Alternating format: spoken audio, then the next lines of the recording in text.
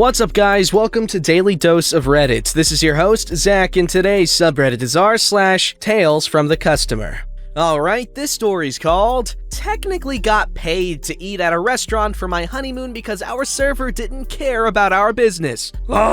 Okay, so I have to preface this with the fact that I still feel slightly guilty for this to this day, and it's been over a year because I'm also a server and I know how stressful the job can be. But what's done is done. Also, this is fairly long and I'm on mobile. So I got married November of 2019 and we kept it super simple. Courthouse wedding, and saved our money so we could go to a super cute little hiking town in the northern part of our state for the weekend directly after the wedding. It ended up being an awesome time except for our first dinner as a married couple. So we attempted to go to a couple of restaurants that were packed, and it took us 3 tries to find somewhere that wasn't busy, which was this almost hole-in-the-wall basement-style bar restaurant. We are both pretty go with the flow, so we decided to try it out. We sit at a table, it was seat yourself, and wait. It took about 10 minutes for someone to notice, and that's usually not shocking for a seat yourself kind of place. The girl that we had seemed very distracted and rushed through taking our drink orders. We both don't drink hardly ever, so I had a few questions about the drink menu, and she kept asking me to repeat myself because she was literally not even looking at us. I was wondering what it was that had her attention so badly, and as she walked away, I noticed it. Her table of 4 late 20s, early 30s men that she was heavily flirting with that was almost directly behind us. I'm not judging at all. I serve and everyone has their style of serving to make their money, but clearly, if your style is flirting and you get a table of, let's say, a newlywed couple, you should probably make the most of it and still attempt to do your job. So she goes over and talks with them for 10 minutes without putting in our drink order, then comes back with just my husband's sweet tea and decides to take our order. We order an appetizer and our mains, and then she stops at the table of men again before putting the food in, and I am still drinkless. Another 10 to 15 minutes go by and I stop another server and mention I ordered said drink and if she could get our server to grab it when convenient, who is hanging off of one of the guys at the other table, and the other server just offered to go get it. She was back in under 2 minutes and I told her I really appreciated it and gave her a $5 bill because I know how annoying it is to have to help someone else's table. Drink is delicious and I'm a happy camper again. So I've had the drink not even a whole 5 minutes when our server comes with our appetizer, and when putting it down, not even looking at our table, knocks my drink all over the seat beside me with the appetizer plate. She quickly says, "Oh crap, I'll be right back to clean that up." And at this point, my husband is cracking up because this would be just my luck. I laugh it off with him and she comes back with a dirty bar towel and places it on the table,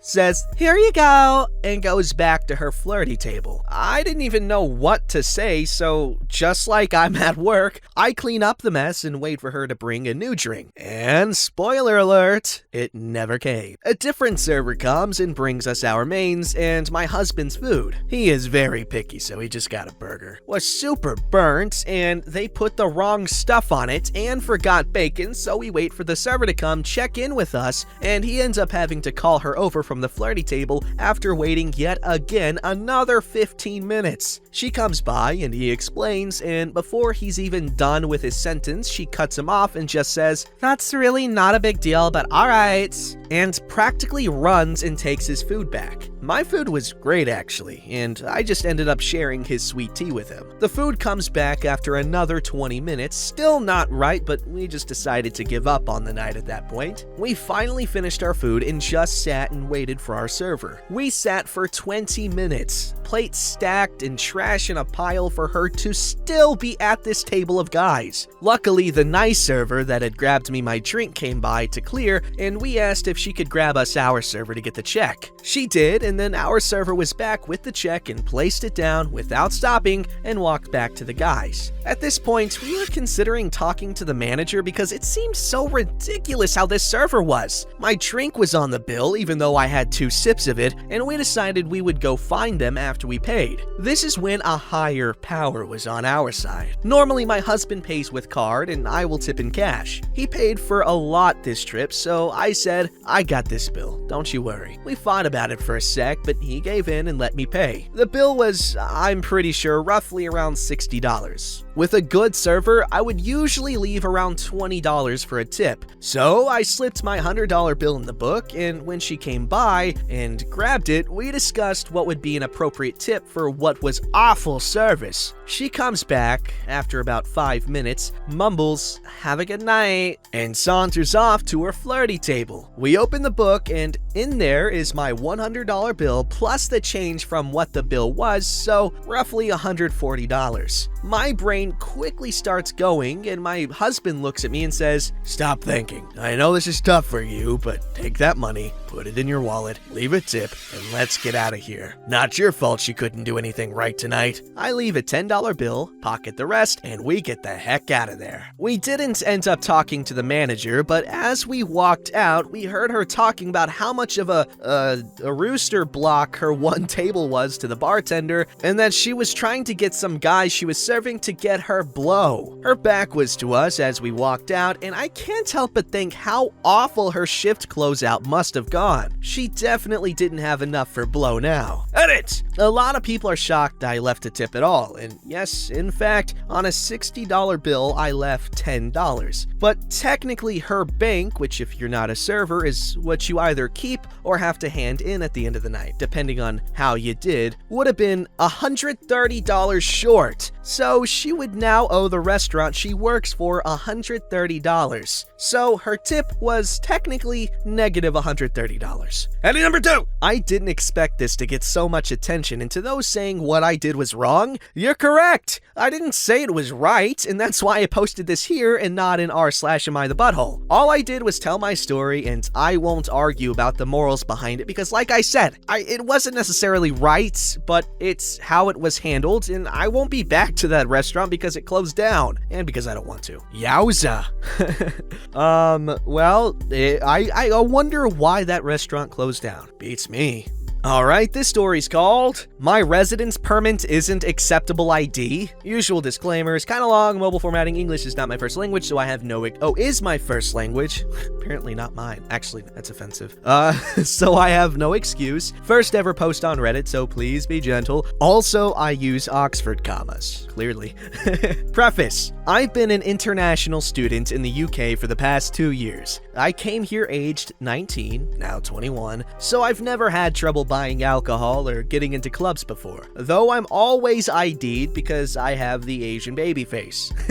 I was at a big chain store that sounds like Gnome Gardens yesterday when this incident happened. My friend and I were buying groceries, and we picked out a bottle of sparkly unicorn gin as well as other little bits and bobs. We go and pay, and as expected, the cashier asks for ID. Bear in mind, most international students don't carry passports around for obvious reasons, nor do we typically have UK driver's licenses or ID cards, so we use our residence permits. It's a very official-looking biometric card that has all the holographic security details, the UK coat of arms, and a microchip that can be clearly seen when you shine a light through. Cashiers can also use a blue light to check its legitimacy. I show the cashier the back of the card, which has my birth date, and the front that has a picture of me to confirm my identity. She squints at it for a second, and without a word, presses a button beneath her till and sits back with a smug smile. A red light goes on above the till, and the music overhead stops. An announcement blares. "Manager to till 6, please." At this point, I'm starting to panic a little. My friend and I both have social anxiety, so we're not quite sure how to react. And everyone in the queue behind us is rolling their eyes and setting their baskets down. One particular blonde lady at the back glares at me with icy blue eyes that pierce right into my soul. "What's going on?" my friend asks, but the cashier ignores us and continues to look around for a manager with a smug look on her face.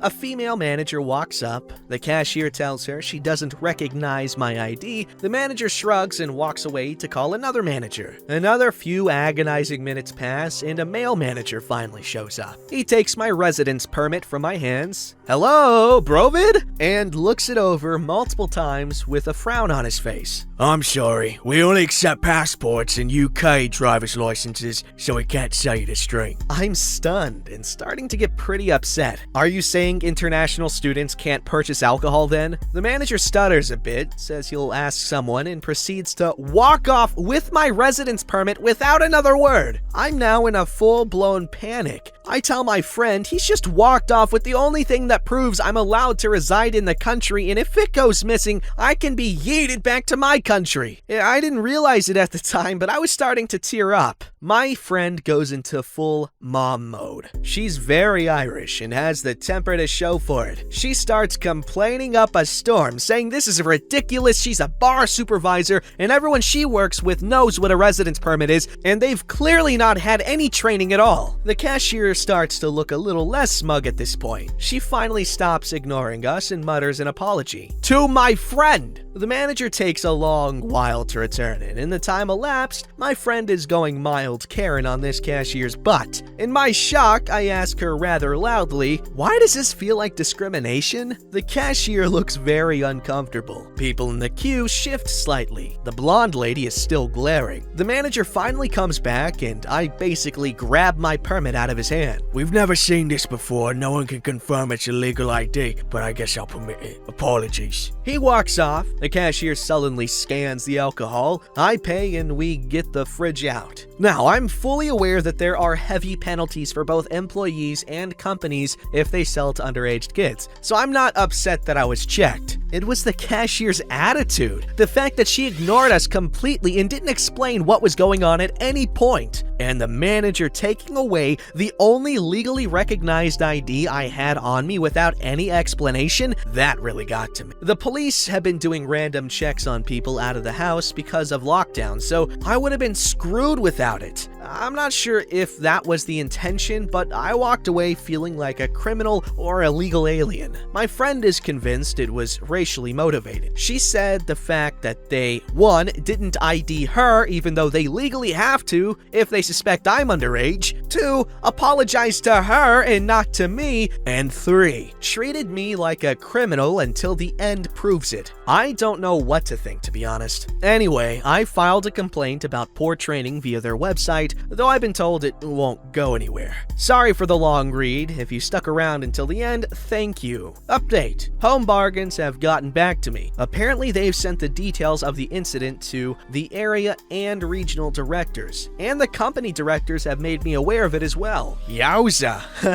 I'd hate to be on the other end of that lawsuit, if there is one. Should be, though. That's redonkulous. Even if it wasn't discrimination, like, the way they handled that was just so poopy. And it's the UK, man. Like, freaking fetuses drink alcohol. It's like, oh, you want baby formula? You want to breastfeed, or do you want a beer bottle? It's like that, I'm pretty sure, from what I've heard, at least in Germany. Alrighty, this story's called I Miss Brightening Their Evening. About 8 or 9 years ago, my then boyfriend and I liked to order pizza from one of the pizza delivery places in town. We did this online, and when it came to putting in the name of the person ordering, we tended to put a random TV, film, book, cartoon, anime, comic book character's name. Once we put in Wonder Woman, and our additional note to the driver was, "Mind the invisible jet." The driver was giggling as we accepted the food and said that everyone at that particular branch loved looking out for what character we were going to do next. Once mid-December, we used Santa Claus as our person and wished all the employees a Merry Christmas. The driver was particularly pleased with this, as it was his last delivery for the night and his daughter was with him. My boyfriend was on the larger side and had a Santa outfit he would be using for his younger cousins. He rushed to put it on and accepted the pizza whilst waving to the girl and wishing her well. She loved it. Then head office / the big fun killers made us aware that we either used our real names or we wouldn't get a delivery made anymore. The driver for our next delivery expressed how upset the staff were that we were being made to stop, as it was something they all really enjoyed and wasn't harming anyone. I wish I could still do that now. It was always great hearing how our silly bit of fun made them happy. That reminds me of this one time, me and my little cousin, we ordered a pizza and we did like this whole, I don't even remember the lyrics or whatever, but we like choreographed and did this whole little music number for the delivery driver, because it was always like the same two people, and it was mostly this one guy, and he really enjoyed it. It was pretty cool. But yeah, I love this. I'm gonna take inspiration from this at some point. Maybe if I like order from the phone. But cool beans. Also sucks that they stopped it. Makes me also think of whenever I have to sign for like a receipt or something, I always write spaghetti instead of my name. Don't ask me why. They never stop me. It's cute.